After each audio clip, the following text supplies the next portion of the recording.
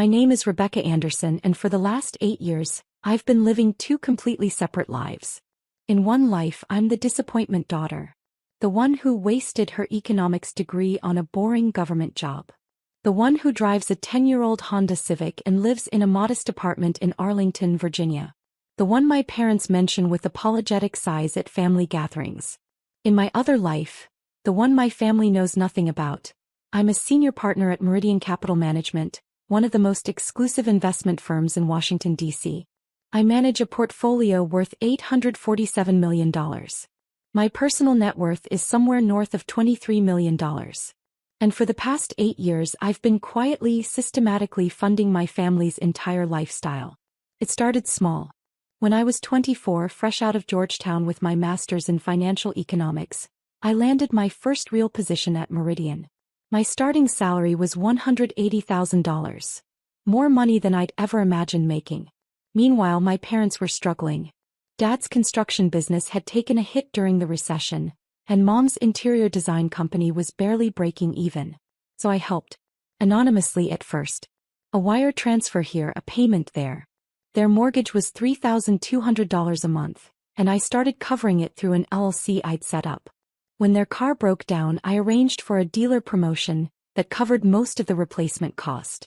When my younger brother Marcus needed tuition for his MBA program, I funded a scholarship through my firm's charitable foundation. I told myself I was being strategic. I didn't want them to know about my success because I'd watched what money did to families. I'd seen clients whose children only called when they needed something. I'd witnessed bitter inheritance battles that destroyed decades of relationships.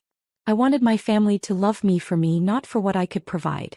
But there was another reason, one I didn't want to admit even to myself. I was testing them. Every time I visited in my old Honda, every time I wore clothes from Target, every time I mentioned my boring government spreadsheets, I was waiting to see if they'd value me without the money. I was waiting for them to ask about my life, my interests, my happiness. I was waiting for them to see me. They never did. Instead, the comparisons started. My older sister Jennifer had married a successful orthopedic surgeon. They lived in a McMansion in Bethesda, drove matching Tesla Model XS, and posted endless vacation photos from Santorini and Bali. At family dinners, Mom would show me Jennifer's Instagram like I hadn't already seen it. This is what success looks like, Rebecca. Jennifer made something of herself. My brother Marcus had used his MBA, the one I'd secretly funded, to land a position at a tech startup. When the company went public, he made $2.3 million. He bought a Porsche Taycan and a condo in Georgetown. Dad called him the family's success story right in front of me. I was the cautionary tale. The one who'd settled. The one who'd given up. The one who was almost 32 and still single, still driving that Honda, still living in that small apartment. What they didn't know was that the apartment was a strategic choice. It was a 15-minute walk from my office, which meant I could work from 6 a.m. to 8 p.m. without a commute. The Honda was paid off and reliable. I didn't need to impress clients because my track record did that for me. And I was single by choice because every time I dated someone and they learned about my career, the dynamic shifted. But explaining any of that would mean revealing the truth, and I wasn't ready to do that. Not yet. Maybe not ever. By the time I turned 30, I'd been promoted to senior partner. My cut of the firm's profits alone was $3.8 million annually. I'd diversified into real estate, owned a portfolio of rental properties worth $7.2 million, and had angel investments in 12 different startups. 3 had already been acquired. My wealth was growing faster than I could spend it. So I kept helping my family. I increased my support. When Dad's construction business nearly went bankrupt in 2019, I arranged for a mysterious investor to inject $250,000 in capital through a shell company.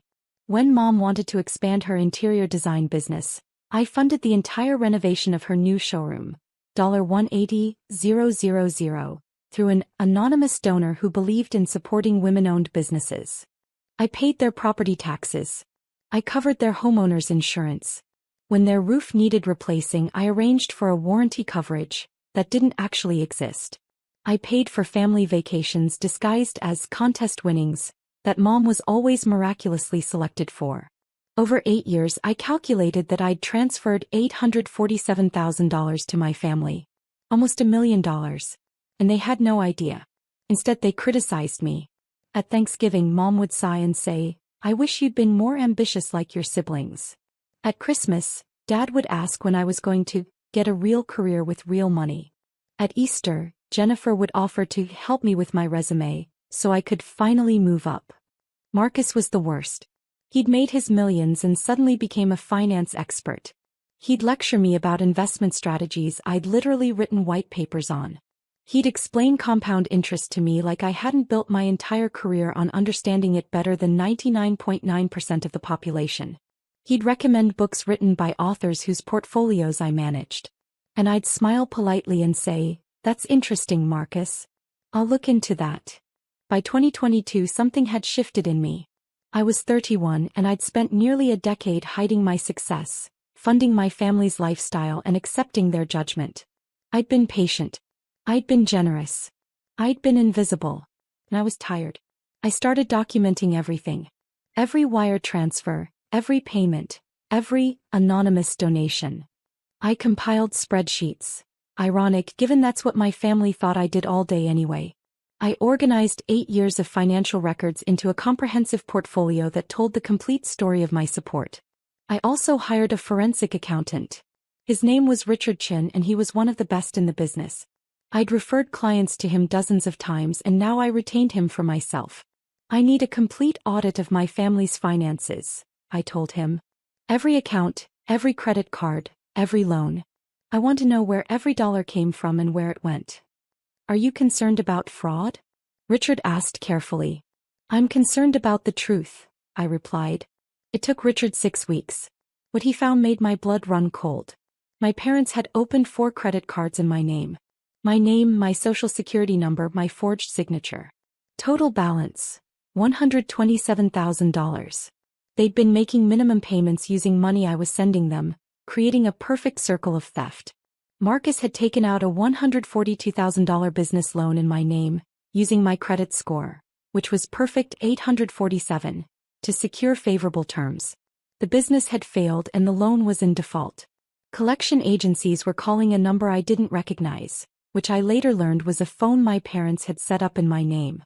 Jennifer had listed me as a co-signer on her mortgage without my knowledge. Somehow she'd managed to forge documents that put me on the hook for her $780,000 home loan. She defaulted, my assets were at risk. In total, my family had stolen my identity to fraudulently obtain $1,049,000 in credit and loans. They'd destroyed my credit in the background while I maintained what I thought was a perfect score. They'd put my assets, my career, and my future at risk. And they'd done it all while calling me a disappointment. Richard looked at me across his desk, his expression grim. "Rebecca, this is criminal fraud. Identity theft, forgery, loan fraud. This is federal offense territory. You could press charges." "Not yet," I said quietly. "I need to think." I spent that entire weekend in my apartment staring at Richard's report. Part of me wanted to believe there was an explanation, some misunderstanding. Maybe they'd meant to ask me and forgot. Maybe they thought I'd agreed to something I hadn't. But I knew better. The forged signatures were too consistent. The secrecy too deliberate. They'd known exactly what they were doing. On Monday morning I did 3 things. First, I contacted the credit bureaus and froze my credit. I filed fraud reports for every account I hadn't opened. I initiated disputes that would take months to resolve but would eventually clear my name. Second, I contacted an attorney who specialized in family law and financial crimes. I retained her on a $50,000 retainer and gave her Richard's complete report. "I want options," I told her. "All of them." Third, I set up a trust. I transferred $15 million of my assets into an irrevocable trust that my family could never touch no matter what happened. I protected myself. And then I waited. The explosion came 3 months later, in March 2023, at Jennifer's daughter's birthday party. It was one of those over-the-top events that Instagram influencers throw. A winter wonderland theme in Jennifer's backyard, complete with fake snow, ice sculptures, and a white pony for the kids to ride. The party cost at least $40,000. I knew because I understood event planning costs and every detail screamed expense. I arrived in my Honda wearing a sweater from J. Crew Factory. Jennifer greeted me at the door with a hug that felt performative, the kind you give when other guests are watching. Rebecca. I'm so glad you could make it. Oh, you drove yourself? I thought maybe you'd Uber since parking is tight, but I guess that's not in your budget, right? I smiled. The Honda fits fine. The party was full of Jennifer's friends, all of them in that upper-middle-class bubble where success is measured by visible consumption. The women compared their Cartier love bracelets. The men discussed their golf club memberships. The children wore designer clothes that cost more than my entire outfit. I found my parents holding court near the dessert table. Mom was telling a story about Jennifer's recent kitchen renovation. $95,000, all Viking and Sub-Zero appliances. Dad was laughing, his face flushed with pride. When Mom saw me, her expression shifted slightly. Not quite disappointment, but something close. The look you give someone you're vaguely embarrassed to be related to. Rebecca, honey. You look comfortable. Thanks, Mom. Jennifer was just telling us about her promotion. She's now the head of nursing at Johns Hopkins. Isn't that wonderful? That's great, Jen. Marcus arrived late, pulling up in his Porsche with a roar that turned heads. He bounded over to our group, all energy and confidence. Sorry I'm late. Client meeting ran long.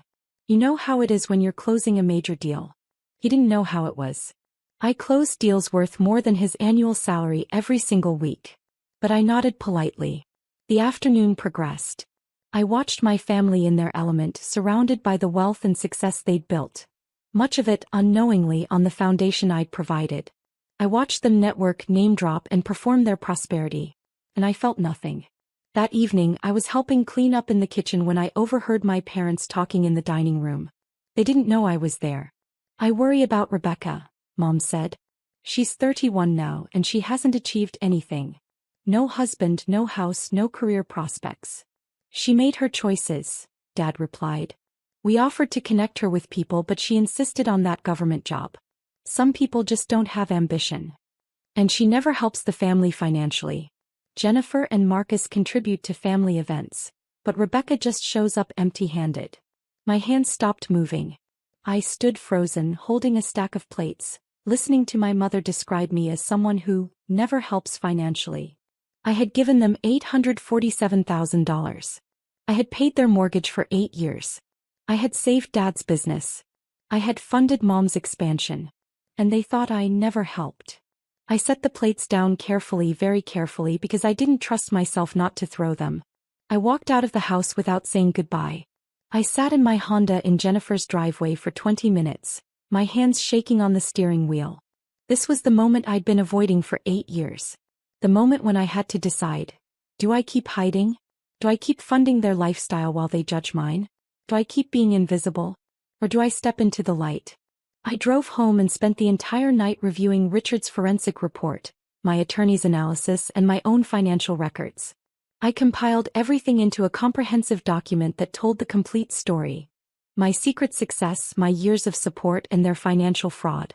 On Monday morning, I called a meeting with my attorney, Sarah Martinez. I'm ready, I told her. I want to cut off all support, file fraud charges, and protect my assets completely. Sarah nodded. This will destroy your relationship with your family. You understand that? They destroyed it first. I'm just making it official. We spent the next 2 weeks preparing. Sarah filed fraud reports with federal authorities. We documented everything for potential criminal prosecution. Though I told Sarah I wanted that as leverage, not my first choice. I wanted the option to press charges, but I wanted them to face consequences through other means first. I contacted my bank and set up a meeting with my relationship manager. I need to cancel all automatic transfers to these accounts, I said, handing her a list. Effective immediately. These have been running for 8 years, Ms. Anderson? Yes. They're ending now. May I ask why? Just for our records. They're no longer needed, I said simply. I also contacted my LLC administrator and dissolved the shell companies I'd used to fund my parents' business and Mom's showroom. I withdrew from every trust, every anonymous donation, every scholarship fund. Finally, I did the hardest thing. I withdrew the $847,000 trust I'd established for my parents' retirement. They didn't know about it. It was my backup plan, my safety net for them when they got older. I'd been planning to surprise them with it someday. Now I moved every dollar into my own protected accounts. By the end of the second week, I dismantled 8 years of financial support in 14 days. Every payment, every donation, every safety net, gone. And then I waited for them to notice. It took 72 hours. On Thursday evening, I was at my apartment reviewing briefing documents for a Friday meeting when my phone rang. Mom's name lit up the screen. I let it ring twice before answering. Hello. Rebecca. Mom's voice was shrill, panicked. What did you do? What did you do to us? I leaned back in my chair, my voice calm. I'm not sure what you mean. The mortgage payment bounced. The bank called saying our automatic payment was declined. And Dad's business account. The investor withdrew everything. Rebecca, what is happening? I'm still not following, Mom. Don't play dumb. The bank said the payments were coming from some LLC and now they've stopped. Do you know anything about this? I paused for a long moment. Actually, yes. I know everything about it. Silence on the other end. Mom, do you remember the conversation I overheard at Jennifer's party? About how I never help financially? What? You told Dad I never contribute to the family. That I show up empty-handed. That I have no ambition and no success. Rebecca, I didn't mean. Let me tell you what I've actually been doing for the past 8 years. My voice was steel now. I've paid your mortgage. Every single month. $3,200 76 times. That's $307,200. I've paid your property taxes. Your homeowner's insurance. Your utility bills. I've covered car repairs, medical copays, and vacation packages you thought you won. I heard her breathing, rapid and shallow. When Dad's business nearly went bankrupt, I invested $250,000 to save it. When you wanted to expand your showroom, I paid the entire $180,000 cost. I've funded family events, birthday parties, and Christmas gifts. Over 8 years, I've given this family $847,000. That's not possible. You don't have that kind of money. Actually, Mom, I'm a senior partner at Meridian Capital Management. I manage a portfolio worth $847 million. My personal net worth is $23 million. I've been successful beyond anything you imagined. I just chose not to tell you. Another silence, longer this time. But why would you hide that from us? Because I wanted to know if you'd value me without it. And I got my answer at Jennifer's party. You don't value me. You're embarrassed by me. You think I'm a disappointment. Rebecca, no. Also, Mom, I hired a forensic accountant. Should I tell you what he found? I heard her breath catch. 4 credit cards in my name that I didn't open. Balance. $127,000. A business loan Marcus took out using my identity. $142,000. And Jennifer's mortgage, which lists me as a co-signer on forged documents. $780,000. In total, my family committed $1,049,000 in identity fraud against me. We were going to tell you. You committed federal crimes. Identity theft, loan fraud, forgery. I have documentation of everything. My attorney has already filed initial fraud reports. Would you like to know what the penalties are for identity theft? Rebecca, please. We're family. Family. I laughed and it sounded bitter even to me. Family doesn't steal. Family doesn't forge signatures. Family doesn't commit fraud and then call the victim a disappointment. What do you want? I don't want anything, Mom. I've already taken everything back. Every payment is canceled. Every trust is dissolved. Every anonymous donation has ended. You're on your own now. You can't do this to us. The mortgage is due in 2 weeks. Then I suggest you pay it. You're both employed.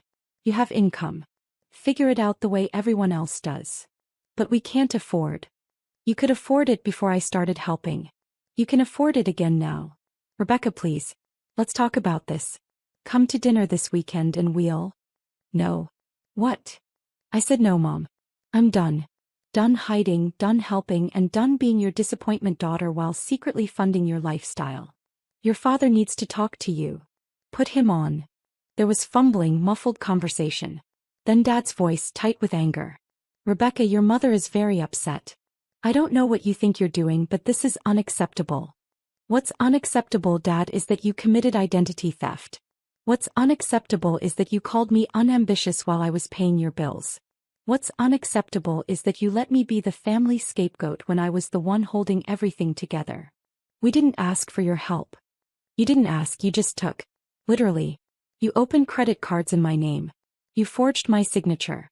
You stole my identity and destroyed my credit while I was actively giving you hundreds of thousands of dollars. We had no choice. We were drowning. You had choices, Dad. You could have asked me for help. You could have valued me instead of judging me. You could have treated me like a daughter instead of a disappointment. This is emotional manipulation. No, Dad. This is consequences. You committed crimes and I'm protecting myself. I've already moved all my assets into protected trusts. I've filed fraud reports. And I've retained an attorney who specializes in financial crimes. If I choose to press charges, you're looking at federal prison time. You wouldn't do that to your own family. Try me. My voice was ice. You have two options. Option 1. You confess to the fraud, work with credit bureaus to clear my name, and accept full responsibility for the debts you created. You do this quietly and completely. Option 2. I press charges and you deal with federal prosecutors. Choose wisely. The line went quiet except for Dad's heavy breathing. And Dad, one more thing. That text you sent me last month, you're selfish and dead to me. I replied, okay. I meant it. Unless you make this right, we're done. All of us. I hung up. My hands were shaking, but this time it was from relief, not anger. 8 years of silence ended in one 15-minute phone call. My phone immediately started ringing again. I declined the call. It rang again. Declined. Text messages started flooding in. Mom, Dad, then Jennifer, then Marcus. I turned my phone to do not disturb and poured myself a glass of wine. I'd done it. I'd stepped into the light. The next 72 hours were chaos. My phone logged 147 missed calls from various family members. My voicemail filled up completely. Text messages came in desperate waves. Mom, please call me. We need to talk about this. We can fix this. Dad, you're being unreasonable. We're your family. Jennifer, what is Mom talking about? She says you've been secretly rich? This is insane. Marcus, you need to calm down and think rationally. Whatever Mom and Dad did, we can work it out. I responded to none of them. Instead, I focused on work. I had a major client presentation on Friday. A $340 million portfolio restructuring for a tech executive. I delivered it flawlessly, closed the deal, and earned Meridian a $4.8 million management fee. My boss, Catherine Chin, pulled me aside afterward. Rebecca, that was exceptional work. The client specifically requested you continue as lead manager. Thank you, Catherine. You seem different lately. More present. Is everything okay? I smiled. Everything is better than it's been in years. On Saturday, the first real consequence hit my family. Dad's construction business had been surviving on the capital I'd injected in 2019. When I withdrew my investment, pulled out through my LLC, the business account dropped from $180,000 to $12,000 overnight. They had ongoing projects, payroll due, and vendor payments scheduled. Dad called suppliers to ask for extended payment terms. They refused. He tried to get a business line of credit, but his credit score, destroyed by the fraudulent loans he'd taken, meant denials everywhere. By Monday, he had to lay off half his crew. Mom's interior design business faced similar problems. The showroom renovation I'd funded had been her big expansion move. Now the lease payment was due, $8,500 a month, and she didn't have the client base to support it. The anonymous donor who'd paid for everything had disappeared. She called 3 times on Monday alone. I didn't answer. On Tuesday, Jennifer showed up at my apartment. I watched her through the peephole, deciding whether to open the door. She was wearing Lululemon and holding a Starbucks cup, her face tight with stress. I opened the door. We need to talk, Jennifer said, pushing past me into the apartment. Hello to you too, Jen. She spun around and I saw she'd been crying. Is it true? Everything Mom told me? You've been secretly rich this whole time. I've been successful, yes. And you've been paying for everything? For years. Yes. Why didn't you tell us? I stared at her. Why didn't I tell the family that constantly judged me, pitted me, and treated me like a failure? Why didn't I reveal my success to the people who called me unambitious? Gee, Jen, I wonder. That's not fair. You put me as a co-signer on your mortgage without my knowledge. You forged documents that made me financially liable for your $780,000 house. How is that fair? Her face crumpled. I didn't think you'd find out. And we needed someone with good credit. So you committed fraud. It's not like that. Jennifer, that's exactly what it is. You falsified legal documents. You put my assets at risk. And you did it while looking down on me for driving a Honda. She sank onto my couch, crying harder now. I didn't know. About your job, your money, any of it. If I'd known. If you'd known, you would have asked me for more. That's why I didn't tell you. That's not true. Isn't it? You're here right now asking me to help Mom and Dad, aren't you? She went quiet. Jen, I loved you all enough to support you in secret. I gave you nearly $1 million over 8 years. I asked for nothing in return except, I don't know, basic respect? The benefit of the doubt? And I couldn't even get that. What do you want us to do? Take responsibility. Confess to the fraud. Clear my name. Accept the consequences of your choices. But Mom and Dad's businesses are not my problem anymore. She left 20 minutes later, still crying. 3 weeks after my phone call with Mom, my attorney Sarah called. Rebecca, your parents' attorney reached out. They want to negotiate a settlement. No settlement. We discussed this. They confess to the fraud and clear my name or I press charges. They're offering to pay back the fraudulent accounts in monthly installments. Sarah, they don't have the money to pay it back. They can barely cover their mortgage now that I'm not funding it. This is a stalling tactic. What do you want me to tell them? Tell them they have 72 hours to contact all credit bureaus, all lenders and all collection agencies with a full confession of fraud. Tell them they have 72 hours to sign affidavits releasing me from any financial liability for accounts I didn't open. Tell them 72 hours or I file criminal charges with federal prosecutors. Sarah paused. You're certain about this? I've never been more certain of anything. 68 hours later, I received a package via courier. Inside were signed affidavits from both parents confessing to identity theft, fraudulent credit applications and loan fraud. Attached were letters to all 3 credit bureaus releasing me from liability. Also in the package was a handwritten note from Mom. Rebecca, we're doing what you asked. We're taking responsibility. I hope someday you can forgive us. We never meant to hurt you. We got in over our heads and made terrible choices. I'm so sorry. I read the note 3 times. Then I filed it with Sarah's office for the legal record. I didn't respond. Over the next 2 months, the consequences played out like falling dominoes. Dad's construction business declared bankruptcy in May. He had to liquidate equipment and close the company he'd owned for 23 years. He took a job as a project manager at another firm, making $68,000 a year, a third of what he'd made as an owner. Mom downsized her showroom, moving to a smaller space with a lease she could afford. She let go of her assistant and went back to being a one-woman operation. Her income dropped from $140,000 a year to about $60,000. They had to refinance their house, taking a higher interest rate due to their damaged credit.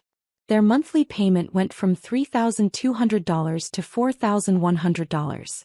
They were struggling. Marcus called me in June. Rebecca, I know you're mad at Mom and Dad, but this is getting out of hand. They're really suffering. They committed crimes, Marcus. Against me. And you took out a $142,000 loan in my name. You're hardly innocent here. I thought you'd agreed to co-sign. You forged my signature. I have the documents. Should I send them to you? He went quiet. Marcus, you made $2.3 million when your startup went public. You drive a Porsche. You live in Georgetown. Why aren't you helping them? That's different. No, it's not. You have money. They need money. Your family. Help them. But I have my own expenses. Exactly. So did I. But I helped anyway for 8 years while you all judged me. Now it's your turn. I hung up. In July, Jennifer's marriage hit the rocks. Apparently, the financial stress of their lifestyle, the mortgage I was no longer secretly helping with, the credit card debt they'd accumulated, had created friction. They separated. By August, she'd filed for divorce. She left me a voicemail. I hope you're happy. My life is falling apart and you don't even care. Some sister you are. I didn't respond to that either. It's been 6 months since I cut off my family. My life has changed completely. I'm no longer hiding. I drove my Honda to the dealership and traded it in for a Tesla Model S, Arctic blue, fully loaded. I moved from my modest Arlington apartment to a penthouse in the Wharf with Potomac River views. I started dating again openly as someone with success and wealth. At work I'm thriving. Catherine promoted me to managing partner. My portfolio is now worth $1.2 billion. I hired an assistant. I joined the board of directors for 2 nonprofits focused on financial literacy and women in finance. I'm living openly as myself for the first time in 8 years. My family has tried to reconnect. Mom sends birthday cards. Dad texts occasionally with neutral updates about the weather or sports. Jennifer sent a long email in September apologizing for everything and asking if we could start over. I haven't responded to any of it. Not because I'm cruel, but because I'm protecting the version of myself I finally found. The version that doesn't shrink to make others comfortable. The version that doesn't hide success to avoid judgment. The version that won't be exploited. Last week I got a letter from Mom. A real letter handwritten on nice stationery. Rebecca, it's been 6 months. I understand why you cut us off. We failed you in every possible way. We judged you, exploited you, and hurt you. We committed crimes against you. And then we acted like you were the problem. I'm not asking for forgiveness. I'm not asking for money. I'm not asking for anything except the chance to tell you that I'm proud of you. I always should have been proud of you. You built an incredible career. You achieved extraordinary success. And you did it while supporting a family that gave you nothing but criticism in return. You deserved better from us. You deserved parents who celebrated you, not ones who diminished you. I can't change the past, but I want you to know that I see you now. Really see you. I love you, Mom. I read the letter sitting in my penthouse, watching the sunset over the Potomac. I cried for the first time in 6 months. But I still didn't respond. Maybe someday I will. Maybe someday I'll be ready to let them back into my life, to build something new from the ashes of what burned down. But not today. Today I'm simply living as myself. Rebecca Anderson, senior partner at Meridian Capital Management. Rebecca Anderson, who manages over $1 billion. Rebecca Anderson, who drives a Tesla and lives in a penthouse and doesn't apologize for her success. Rebecca Anderson, who learned that sometimes the most powerful thing you can do is say, okay, and walk away. My phone buzzes. It's Catherine. Board meeting at 9 a.m. Big new client. $500M portfolio. Your lead. Congratulations. I smile and text back. I'll be there. I pour myself a glass of wine and stand at the floor-to-ceiling windows, looking out at the city lights. Somewhere out there, my family is struggling with consequences they created. Somewhere out there, they're learning that actions have cost. And somewhere in here, in this penthouse I earned, in this life I built, in this success I no longer hide, I'm finally free. My dad texted, "You're selfish and dead to me."